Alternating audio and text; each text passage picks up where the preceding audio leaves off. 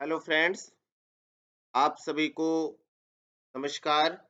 आपके अपने इस यूट्यूब ऑनलाइन एजुकेशन प्लेटफॉर्म पर मैं सुधाकर सिंह वेलकम करता हूं आप सभी का। आज के करंट अफेयर्स के कुछ महत्वपूर्ण प्रश्नों के साथ मैं पुनः आपके सामने उपस्थित हूं। आने वाले सभी एग्जाम्स के लिए ये करंट अफेयर्स का सेशन बहुत ही महत्वपूर्ण है, इसलिए सारा वीडियो देखिए और चैनल को सब्सक्राइब करिए, वीडियो को लाइक करिए, शेयर करिए, कमेंट बॉक्स कमेंट करिए। तो चलिए शुरुआत करते हैं करंट अफेयर्स का आज का महत्वपूर्ण सेशन।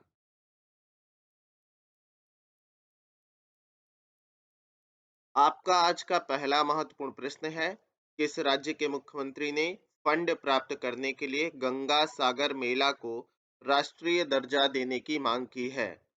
तो हाल फिलहाल में गंगा सागर मेला को राष्ट्रीय दर्जा देने की मांग बंगाल के यानी पश्चिम बंगाल के मुख्यमंत्री ममता बनर्जी जी के द्वारा की गई है। किसके द्वारा की गई है? ममता बनर्जी जी के द्वारा की गई है। अगला प्रश्न है आपका, किस राज्य के मुख्यमंत्री ने खेलो इंडिया यूथ गेम्स 2022 के शुभंकर मशाल और गान का अनावरण किया है? खेलो इंडिया यूथ गेम्स 2022 के शुभंकर मशाल और गान का अनावरण करने वाले आपके मुख्यमंत्री हैं मध्य प्रदेश के मुख्यमंत्री शिवराज सिंह चौहान जी। किसने यह अनावरण किया है? मध्य प्रदेश के मुख्यमंत्री शिवराज सिंह चौहान जी ने यह अनावरण किया है। आपका अगला प्रश्न है, G20 की पहली बैठक में भारत में कहां आयोजित की जाएगी?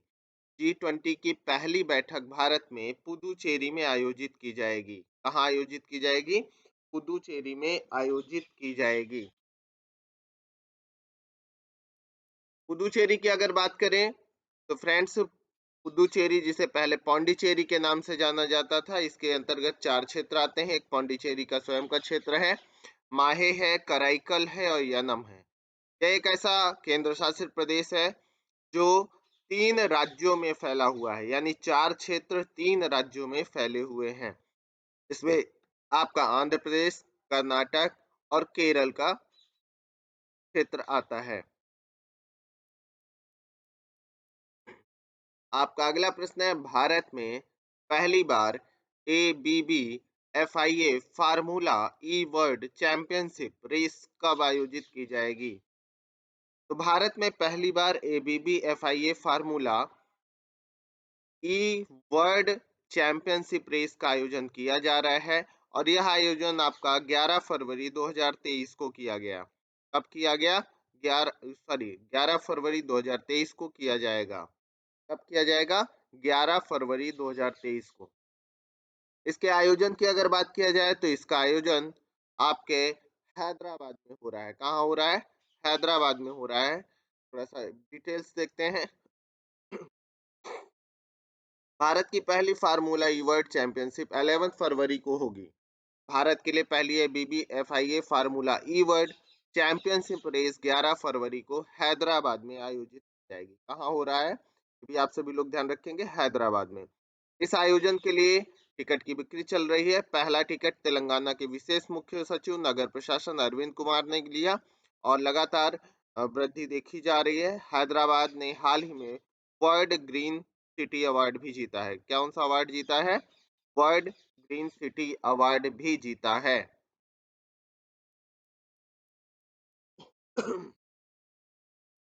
आपका अगला प्रश्न है, 9 जनवरी 2023 को पूरे भारतवर्ष में कौन सा दिवस मनाया जाता है?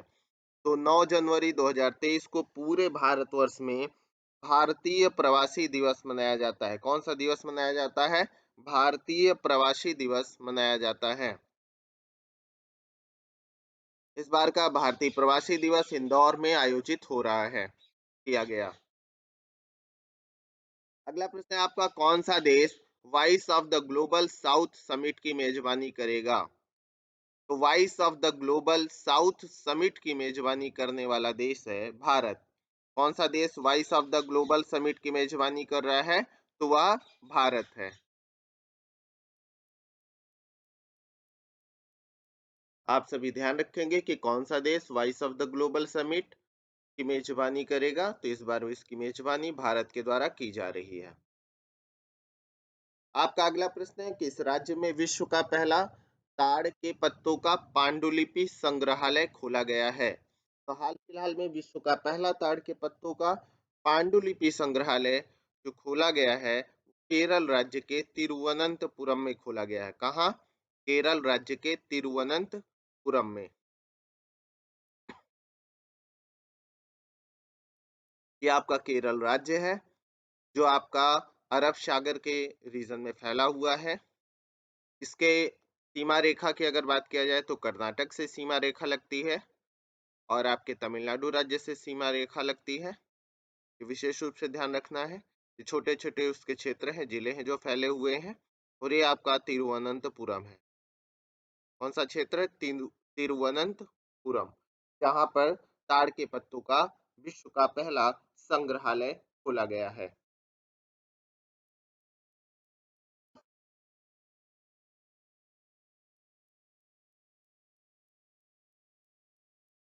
अगला प्रश्न है आपका, किस देश ने संयुक्त राष्ट्र मिशन के लिए महिला शांति सैनिकों की पलटन भेजी है? तो संयुक्त राष्ट्र मिशन के लिए महिला शांति सैनिकों की पलटन भेजी है भारत ने। किसने भेजी है? भारत ने यह पलटन भेजी है। अगला प्रश्न है आपका, जल पर पहला अखिल भारतीय वार्षिक राज्य मंत्रियों का सम्मेलन कहाँ आयोजित किया गया है? जल पर पहला अखिल भारतीय वार्षिक राज्य मंत्रियों का सम्मेलन आयोजित किया गया है भोपाल में। कहाँ आयोजित किया गया है? भोपाल में आयोजित किया गया है। भोपाल की बात करें तो यह मध्य प्रदेश की राजधानी है, जो 5 पहाड़ियों से घिरी हुई है, तो आप सामान्य रूप में ध्यान रखिएगा कि भोपाल मध्य प्रदेश की राजधानी है।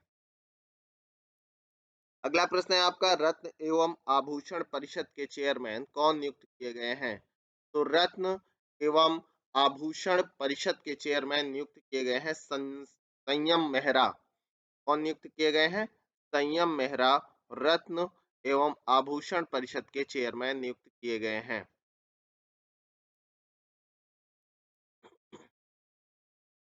अगला प्रश्न है आपका, किस देश ने यूक्रेन और यूरोपीय सहयोगियों के लिए 3.75 बिलियन डॉलर से अधिक की सैन्य सहायता की घोषणा की है? तो यूक्रेन और यूरोपीय सहयोगियों के लिए 3.75 बिलियन डॉलर से अधिक की सैन्य सहायता की घोषणा करने वाला देश है आपका अमेरिका। किसने यह घोषणा की है? अमेरिका ने यह घोषणा की है। अगला प्रश्न है आपका, किस राज्य सरकार ने जोशीमठ में खतरे के क्षेत्र में रहने वाले सभी परिवारों को निकालने की अपनी योजना की घोषणा की है? तो जोशीमठ में खतरे के क्षेत्र से निकालने वाले परिवारों की घोषणा करने वाला जो राज्य है, वो आपका उत्तराखंड राज्य है। कौन सा राज्य है? उत्तराखंड राज्य है। यानी जोशीमठ कहाँ है? आपके उत्तराखंड राज्य में है। यह है आपका जोशीमठ का क्षेत्र, जो चारों तरफ पहाड़ से घिरा हुआ है, बीच में है। लगातार भूस्खलन, लैंडस्लाइड और अन्य सारी आपदाओं के कारण यहाँ पर काफी दिक्कत होती है, जिस कारण से इसे यहाँ से खतरे वाले घरों को प्रतिस्थापित किया जा रहा है, परिवारों को प्रतिस्थापित किया जा रहा है। जोशीमठ की बात करें तो जिसे ज्योतिर्मठ भी कहते हैं, भारत के उत्तराखंड राज्य के चमोली जिले में है, जहां हिंदुओं के प्रसिद्ध ज्योतिष पीठ स्थित है। यहाँ 8वीं सदी में धर्म सुधारक आदि शंकराचार्य को ज्ञान प्राप्त हुआ था। बद्रीनाथ मंदिर तथा देश के विभिन्न कोनों में 3 और मठों की स्थापना से पहले यही उन्होंने प्रथम मठ की स्थापना की। जाड़े के समय इस शहर में बद्री नाथ की गद्दी विराजित होती है, जहां नरसिंह के सुंदर एवं पुराने मंदिर में इसकी पूजा की जाती है। बद्रीनाथ, औली तथा नीति घाटी के सानिध्य के कारण जोशीमठ एक महत्वपूर्ण पर्यटन स्थल बना हुआ है।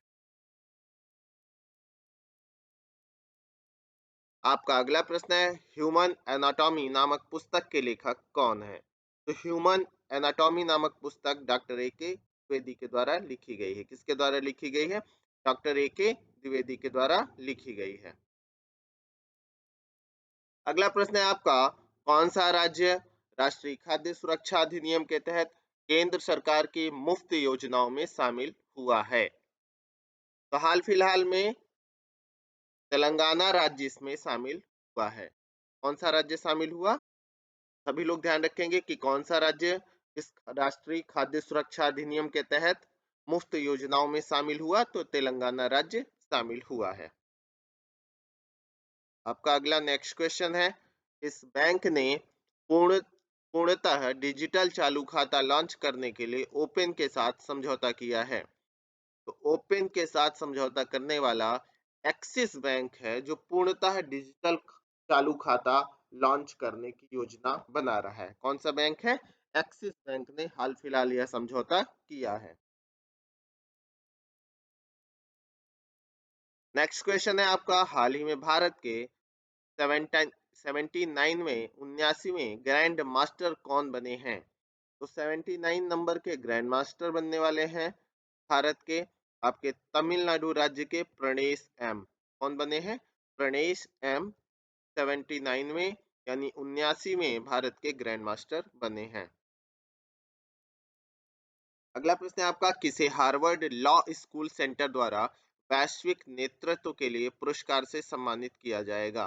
तो हार्वर्ड लॉ स्कूल सेंटर द्वारा वैश्विक नेतृत्व के लिए पुरस्कार से सम्मानित किया जाएगा chief justice of India Chandrachud को। किसको? सीजेआई चंद्रचूड़ जी को।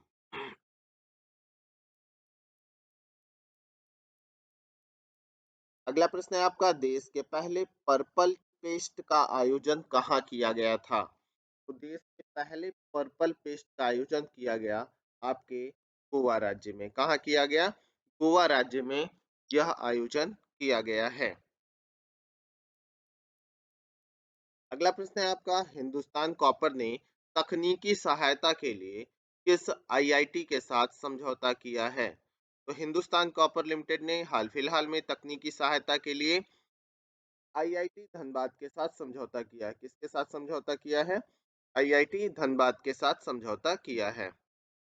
अगला प्रश्न है, आप किस शहर में वित्तीय समावेशन पर G20 समूह की पहली बैठक आयोजित की जा रही है?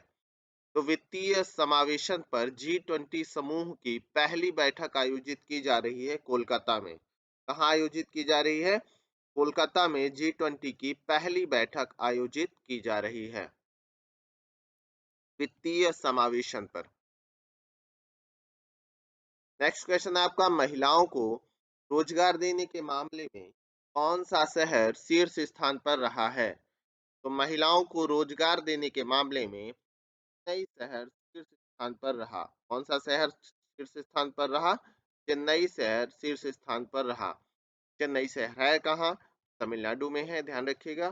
तमिलनाडु के क्षेत्र में चेन्नई शहर मौजूद है कैपिटल के रूप।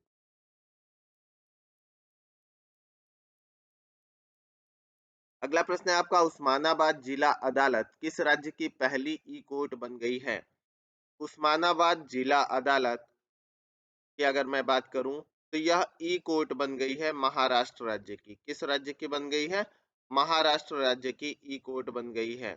उस्मानाबाद जिला अदालत ई कोर्ट बन गई है महाराष्ट्र राज्य की।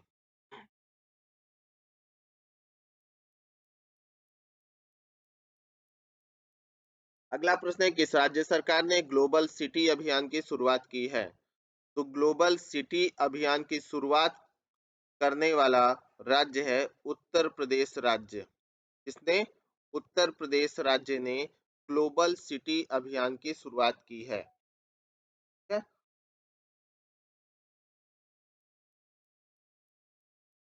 नेक्स्ट क्वेश्चन है आपका, रूस विश्व पावर लिफ्ट टूर्नामेंट में भारत के किस खिलाड़ी ने 2 गोल्ड जीतकर वर्ल्ड रिकॉर्ड बनाया है? तो पूजा अजय कुमार मेहता ने 2 गोल्ड जीतकर वर्ल्ड रिकॉर्ड बनाया है पावर लिफ्टिंग टूर्नामेंट में। पूजा अजय कुमार मेहता। अगला प्रश्न है आपका, 11 जनवरी 2023 को पूरे भारतवर्ष में कौन सा दिवस मनाया जाता है? तो 11 जनवरी 2023 को पूरे भारतवर्ष में आपका लाल बहादुर शास्त्री पुण्यतिथि दिवस मनाया जाता है। क्या मनाया जाता है? लाल बहादुर शास्त्री पुण्यतिथि दिवस। किस लेखक ने ओडाकुज्झल पुरस्कार जीता है? ओडाकुज्झल पुरस्कार जीतने वाले हैं अंबिका सुथन मंगड़। कौन है?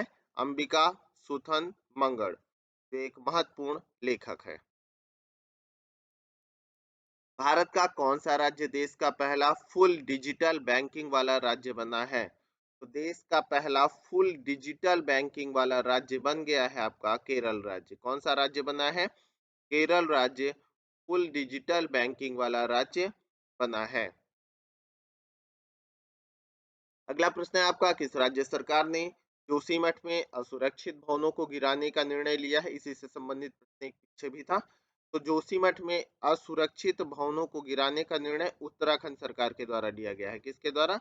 उत्तराखंड सरकार के द्वारा यह निर्णय लिया गया है। अगला खिलाड़ी ने प्रतिष्ठित अंडर 15 ब्रिटिश ओपन स्क्वैश का टाइटल जीता है।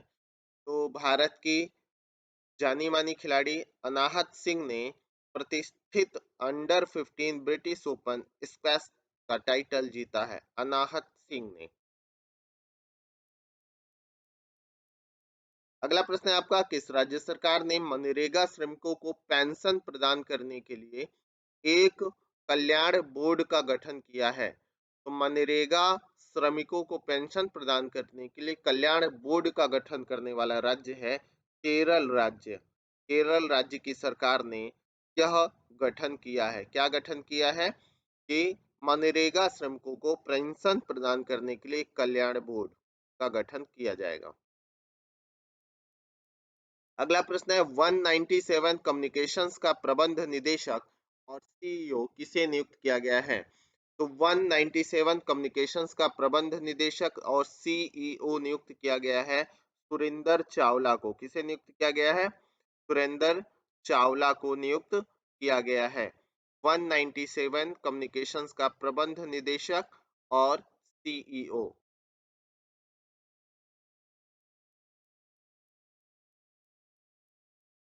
अगला प्रश्न है, बीसीसीआई की चयन समिति के नए अध्यक्ष कौन बने हैं? तो बीसीसीआई की चयन समिति के नए अध्यक्ष बने हैं आपके चेतन शर्मा। कौन बने हैं? चेतन शर्मा बीसीसीआई की चयन समिति के नए अध्यक्ष बने हैं। अगला है, मनप्रीत मोनिका सिंह ने किस देश में पहली महिला सिख न्यायाधीश के रूप में शपथ ली? मनप्रीत मोनिका सिंह। तो मनप्रीत मोनिका सिंह ने पहली महिला सिख न्यायाधीश के रूप में शपथ अमेरिका में लिया है। कहाँ? अमेरिका में यह शपथ इन्होंने ग्रहण किया न्यायाधीश के रूप में। अगला प्रश्न है, किस भारतीय टेनिस खिलाड़ी ने पेशेवर टेनिस से संन्यास की घोषणा किया है? तो हाल फिलहाल में सानिया मिर्जा, जो एक प्रमुख टेनिस खिलाड़ी है, उन्होंने पेशेवर टेनिस संन्यास से घोषणा की है। पेशेवर टेनिस से संन्यास की घोषणा की है। इस प्रकार से फ्रेंड्स, ये आपके आज के करंट अफेयर्स के महत्वपूर्ण प्रश्नों का एक संग्रह रहा। नेक्स्ट सेशन में नए प्रश्नों के साथ जल्दी ही मिलते हैं। Have a good day, good luck, bye bye. उम्मीद करता हूँ वीडियो सारी चीज़ें आपको, सारे प्रश्न महत्वपूर्ण और बेहतर लगे होंगे। Have a good day, goodbye दोस्तों।